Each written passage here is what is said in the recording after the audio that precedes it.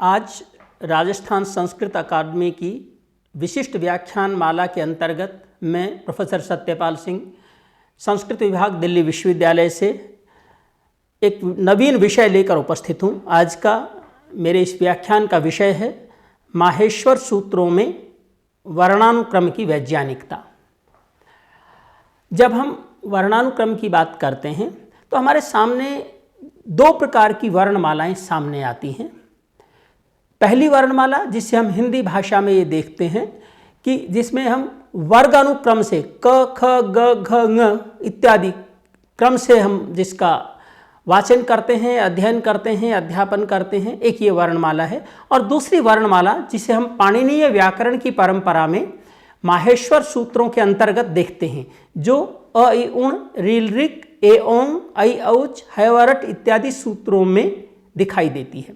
प्रश्न ये है कि इनमें पुरानी प्राचीन परंपरा कौन सी है और नवीन कौन सी है, और यदि प्राचीन परंपरा उपलब्ध थी तो क्या वह अवैज्ञानिक थी जो नवीन की आवश्यकता पड़ी, अथवा नवीन वर्णानुक्रम जो वर्णमाला में रखा गया उसकी अपेक्षा क्या थी। इस विषय पर जब हम दृष्टिपात करते हैं तो हम पाते हैं कि जो हमारी हिंदी भाषा में प्रचलित वर्णानुक्रम पद्धति है, वर्णमाला का जो अनुक्रम है वह वर्गीय पद्धति कहलाती है। कवर्ग, चवर्ग, टवर्ग इत्यादि। उनका वैशिष्ट्य ये है कि वहाँ एक वर्ग में आने वाले वर्ण, जैसे कवर्ग के सभी वर्ण क ख ग घ ङ उच्चारण स्थान की समानता वाले हैं। इनमें उच्चारण स्थान के साम्य को वर्णों के एक वर्ग में रखने अथवा वर्णानुक्रम का आधार बनाया गया है, जो वैज्ञानिक दृष्टि से सर्वथा उचित प्रतीत होता है कि एक स्थान से उच्चरित होने वाले वर्णों को एक स्थान पर रखना सरल है और उनका अध्ययन और उनका स्मरण भी बच्चों के लिए सरल होता है। तो ये हमारी पुरानी पद्धति थी। अब जब हम देखते हैं कि पाणिनि ने उस पद्धति को स्वीकार नहीं किया, वह पद्धति जो हमारे पास थी वही पद्धति हमें प्रातिशाख्यों में भी मिलती है। प्रातिशाख्य हमारे वे ग्रंथ हैं जो वेदों की भाषा का अनुशीलन करने के सबसे पहले माध्यम दिखाई देते हैं। सबसे पहले भाषा का विश्लेषण, विधिवत विश्लेषण का जो प्रारंभ है कहीं दिखाई देता है तो वह हमें प्रातिशाख्यों में दिखाई देता है। उन्हीं प्रातिशाख्यों के कुछ तत्वों को लेकर के आगे शिक्षा ग्रंथ का विस्तार हुआ और शिक्षा के बाद फिर हमारे जो व्याकरण के ग्रंथ हैं वे आते हैं। तो जो हमारे वेदांगों की परंपरा है उनमें शिक्षा, कल्प, निरुक्त, व्याकरण, छंद और ज्योतिष ये ग्रंथ आते हैं। तो पाणिनि ने जिस व्याकरण का प्रणयन किया, जिस व्याकरण को बनाया, उस व्याकरण का मूल आधार, मूल ढांचा जिस पर खड़ा था वो एक बिल्कुल नई प्रकार की वर्णानुक्रम से युक्त वर्णमाला थी, जिसे आज हम माहेश्वर सूत्र के नाम से जानते हैं। इन्हीं माहेश्वर सूत्रों को हम प्रत्याहार सूत्रों के नाम से भी जानते हैं। मैं इनकी वैज्ञानिकता पर आऊं इससे पहले मैं बहुत संक्षेप में दो बातें और स्पष्ट करना चाहता हूं। इस वर्णमाला का नाम माहेश्वर सूत्र हो या प्रत्याहार सूत्र, दोनों के दो अलग अलग उद्देश्य हैं। माहेश्वर सूत्र जहां इन वर्णों की उत्पत्ति की प्रक्रिया की तरफ संकेत करता है, या किस आचार्य ने सबसे पहले इनको लिखा, या किस दैवी शक्ति के माध्यम से यह हम तक पहुंचे, इसकी तरफ संकेत करता है, जिसका उल्लेख हमारे पास शास्त्र परंपरा में मिलता है। नृत्तावसाने नटराज राजो ननाद ढक्काम नव पंचवारम उद्धर्तु काम सनकादि सिद्धान एतद विमर्शे शिव सूत्र जालम। ये कहकर के बताया गया है कि भगवान शिव ने अपने डमरू को नवपंच बारम, 9 और 5 14 बार बजाया और उनके डमरू से ये 14 सूत्र निकले। ये माइथोलॉजिकल हमारे पास में इनके आगमन की प्रक्रिया है। इसका एक दूसरा पक्ष है जिसको पंडित युधिष्ठिर, मीमांसक जी आदि व्याकरण शास्त्र के विद्वान हैं, उन्होंने संकेत किया है। उनका कहना है कि पाणिनि से पहले शिव नाम के या महेश्वर नाम के आचार्य रहे हैं और उन्होंने भी एक व्याकरण शास्त्र लिखा था। संभवतः उन्होंने इन सूत्रों का वहां पर प्रयोग किया होगा और पाणिनि ने उनको अपने शास्त्र में रखा।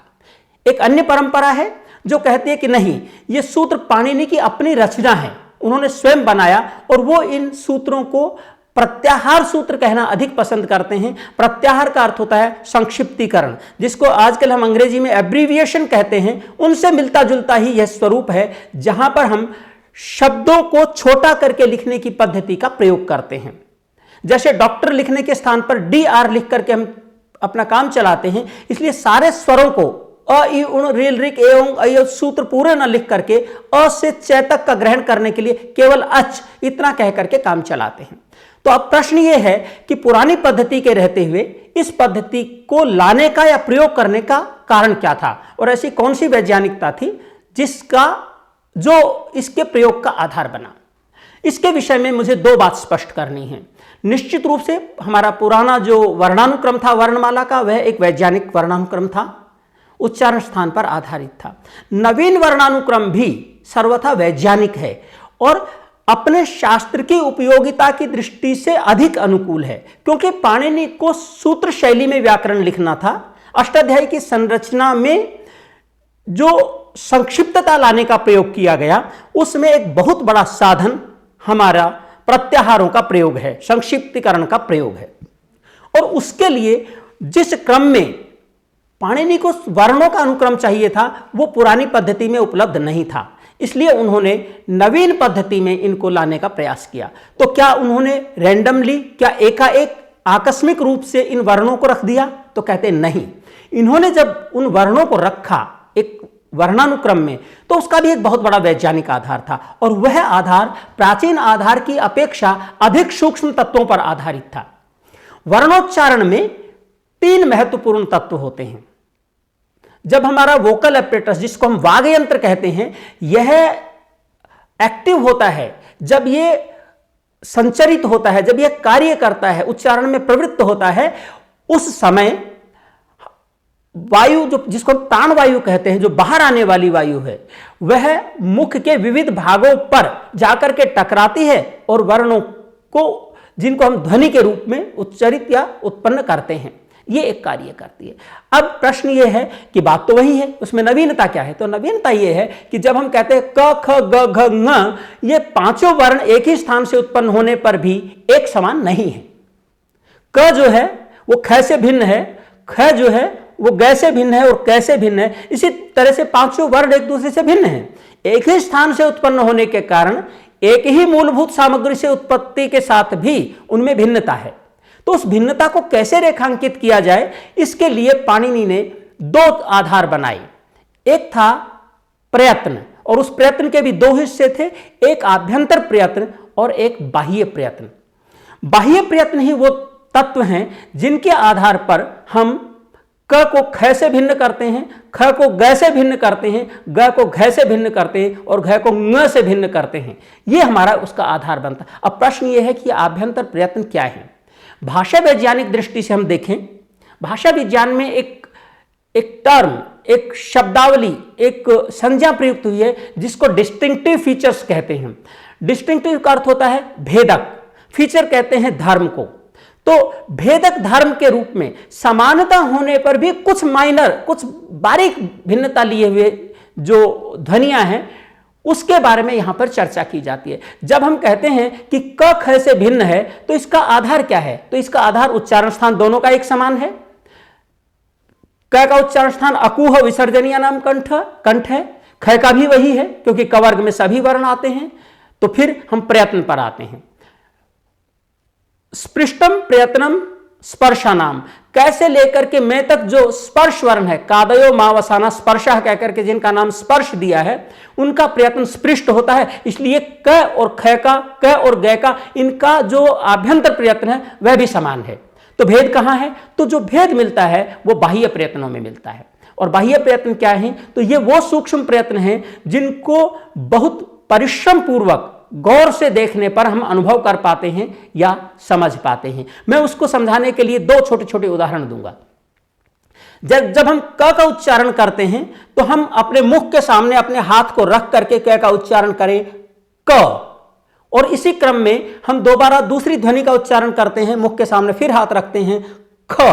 दोनों में एक विशिष्ट अंतर पाते हैं।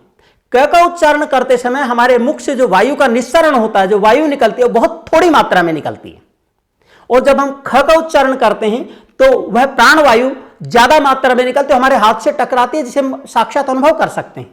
तो इसलिए इन दोनों का जो बाह्य प्रयत्न है, क का अल्प प्राण और ख का महाप्राण प्रयत्न होता है। इसको और अधिक स्पष्टता से देखें, प और फ ध्वनियों को या वर्ग की प्रथम और द्वितीय ध्वनियों को एक साथ उच्चारित करते हुए हम अपने मुख के सामने हाथ रखें, प फ। ऐसा करने पर जब हमें यह अनुभव होता है कि प के उच्चारण में बहुत स्वल्प मात्रा में प्राणवायु, जिसको हम हवा कहते हैं, वो बाहर निकल रही है, जिसको हाथ बहुत कम स्पर्श करती है, और फ के उच्चारण में अधिक मात्रा में निकलती है, तो वो भी एक भिन्नता लिए हुए है। क्या?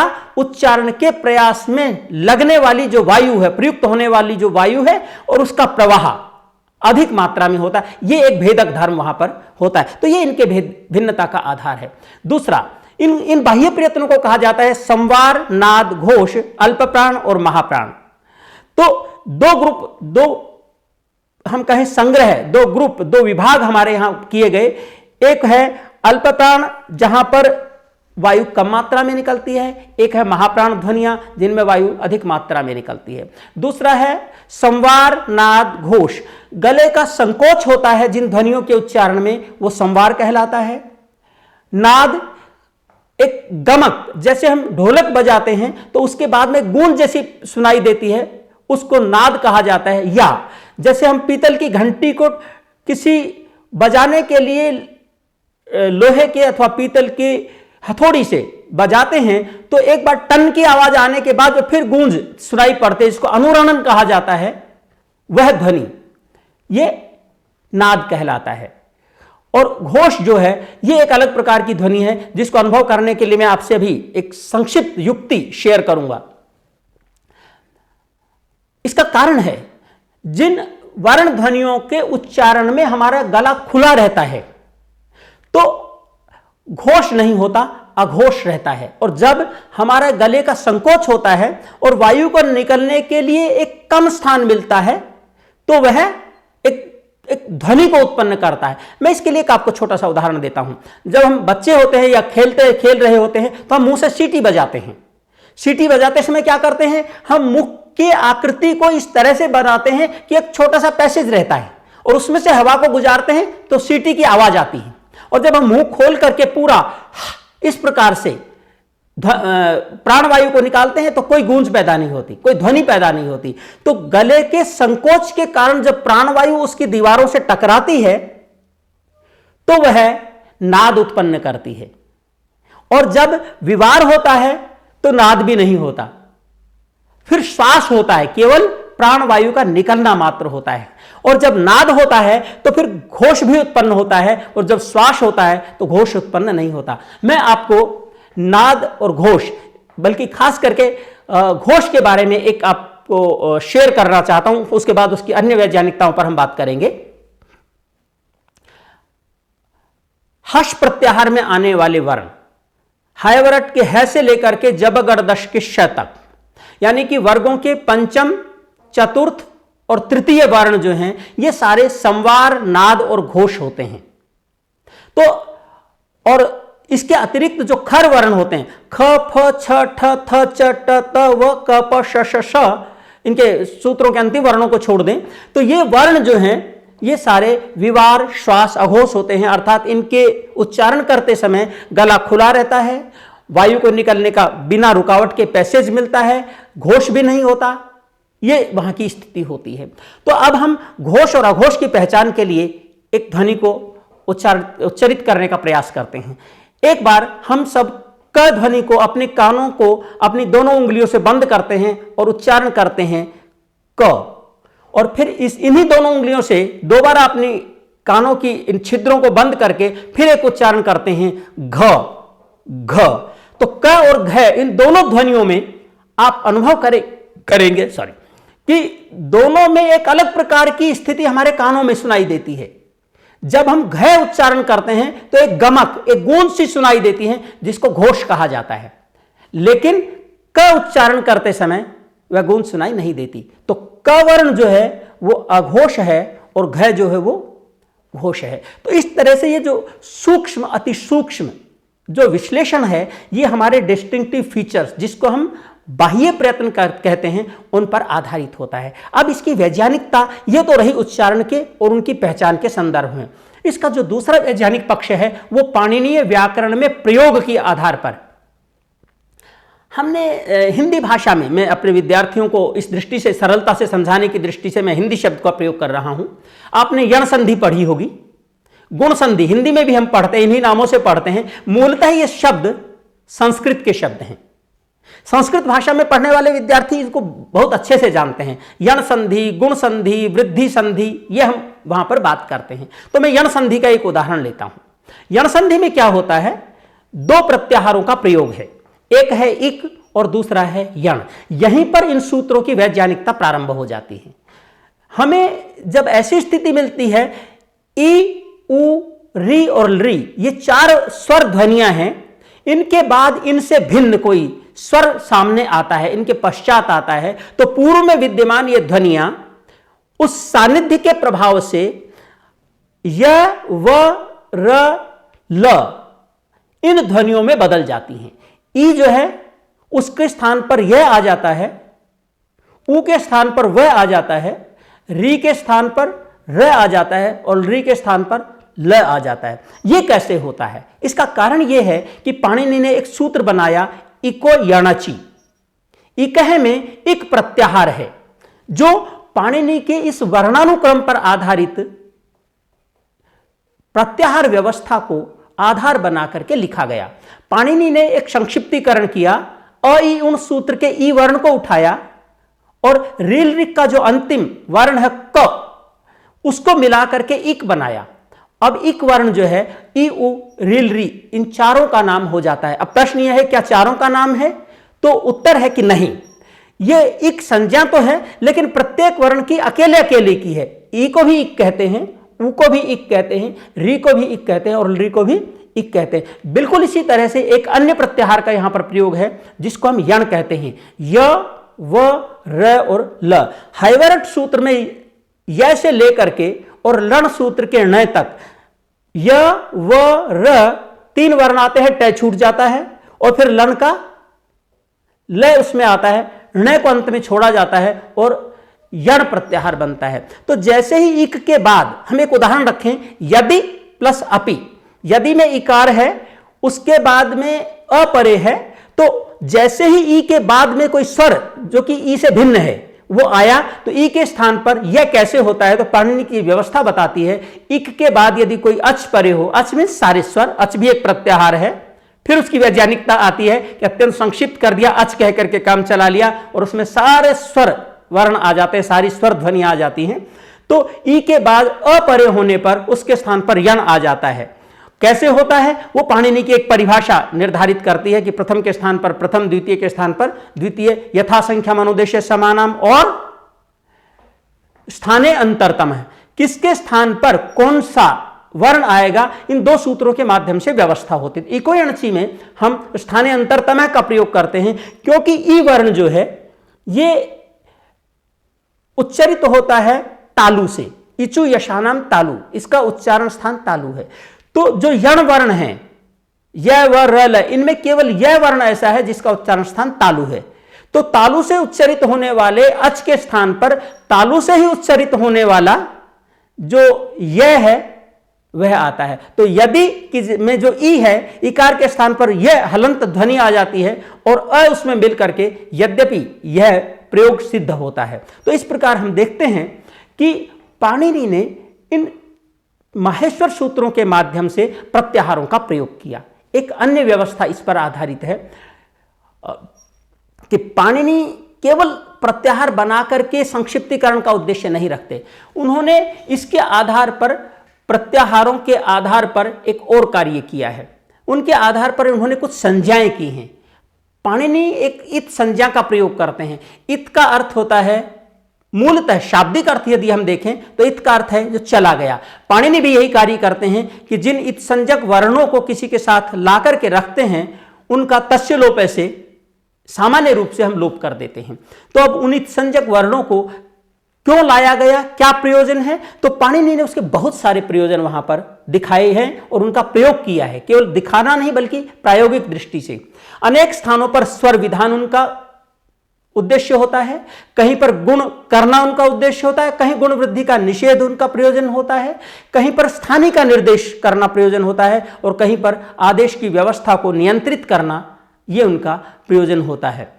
तो इस प्रकार हम देखते हैं कि पाणिनि ने अनेक स्थानों पर इन वर्णों के अनुक्रम पर आधारित जो प्रत्याहार हैं उन प्रत्याहारों को आधार बना करके इत संज्ञा का प्रणयन किया। जैसे हलन्त्यम एक सूत्र बनाया, यह सूत्र कहता है जो उपदेश ग्रंथ हैं, उपदेश का अभिप्राय सामान्यतः हम कहें तो पाणिनि के द्वारा लिखे गए 5 ग्रंथ, उन 5 ग्रंथों में जो भी कोई शब्द है उनमें यदि अंतिम वर्ण हल हो अर्थात व्यंजन हो तो उसका नाम इत होता है और प्रयोजन है अंत में वो लिखते हैं उस प्रकरण के अंत में तस्य लोपः, जिसका नाम इत किया जाता है उसका लोप हो जाता है।